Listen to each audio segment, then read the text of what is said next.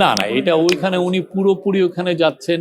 দেখেন পোপ ওনাকে সম্মান করেন, ওনার সাথে পোপ পুরো রোমে উনি 30 ক্লাব ইনিশিয়েটিভ লঞ্চ করেছেন পোপ তার দ্বারা ইন্সপায়ার্ড হয়ে।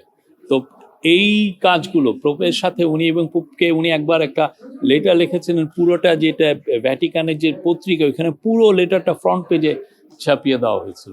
ওনার সাথে যে একটা সম্পর্ক, সেটার জন্য উনি ওনার ফ্রেন্ডকে একটা ট্রিবিউট জানাতে, তাকে সম্মান জানাতে উনি ওইখানে যাচ্ছেন। এখানে কোনো অন্য কোনো ইয়ে নাই, ওইখানে একটাই ইয়ে ওনাকে। আর পোপ তো আপনি জানেন উনি ক্যাথলিকদের প্রধান। উনি মারা যাওয়ার পরে দেখেন সমস্ত ধর্মের মানুষ তার মৃত্যুতে শোক জানিয়েছেন।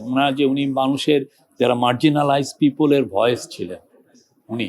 তো এই জন্য বাংলাদেশে আসছিলেন 2017 সালে, আপনাদের মনে আছে উনি রোহিঙ্গাদের জন্য কত বড় একটা বিশাল ওদের হয়ে ডাক দিয়েছিলেন যে ওদের পাশে যেন পৃথিবী দাঁড়ায়, এই কথা বলেছিলেন। তো এটা তো ওনার যে অ্যাপিল, ওনার যে পুরো পৃথিবীতে ওনার যে স্ট্যাটাস, সেই জন্য। প্লাস প্রফেসর ইউনূসের সাথে ওনার একটা পার্সোনাল সম্পর্ক আছে, তো সেই জন্য উনি যাচ্ছেন ওনার last to pay his last tribute.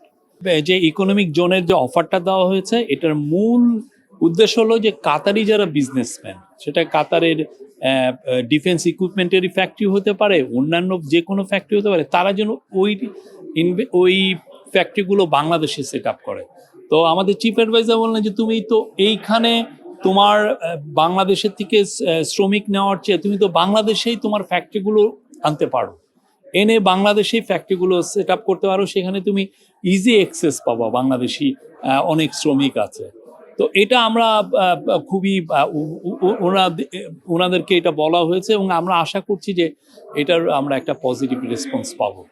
এই জায়গায় প্রফেসর ইউনূস যেখানেই যাচ্ছেন সব জায়গায় কিন্তু ওনার একটাই মেসেজ, যে বাংলাদেশকে উনি ম্যানুফ্যাকচারিং অ্যান্ড ইকোনমিক হাব করবেন। এটা যে ধরনের ইন্ডাস্ট্রি হোক, সেটা ডিফেন্স রিলেটেড হোক, low cost labour intensive factory হোক, যে কোনো ইয়ে হোক, সেটার জন্য বাংলাদেশ এখন রেডি। এবং সেই জন্য পোর্টের সংস্কার করা হচ্ছে, পোর্টকে আরও এফিশিয়েন্ট করা হচ্ছে, সেই জন্য আমাদের ইনভেস্টমেন্ট যাতে তাড়াতাড়ি আসে সেই জন্য যে বাধাগুলো আছে সেগুলো দূর করা হচ্ছে প্রত্যেকটা। আর কাতারের জন্য যেটা বলা হয়েছে, কাতার অনেক রিচ একটা দেশ, ওয়ার্ল্ডের ওদের যে গ্যাস রিজার্ভ আছে সেটা আগামী 200 বছর চলবে।